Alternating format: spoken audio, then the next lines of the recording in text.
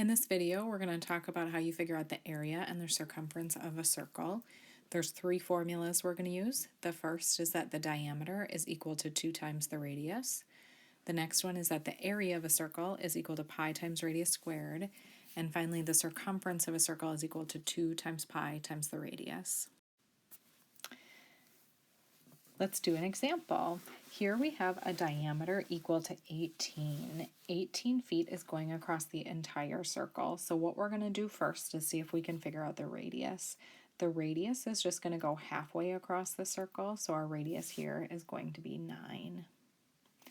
Next, let's figure out the area. So we're going to do pi times that radius squared.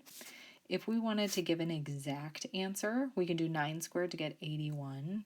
And our exact answer would be 81 pi. Oftentimes you're going to figure out an approximate answer, so you're going to round to the hundredths place. If you type 81 pi into your calculator, you'll see that you get 254.47, and for this problem it'll be feet squared. Finally, for our circumference, we're going to do 2 times pi times our radius. If we wanted to leave that as an exact answer, we would do 2 times 9 to get 18, so our answer would be 18 pi. If we want to approximate that to a decimal, though, we'd type 18 pi into our calculator, and you'd get 56.55 feet.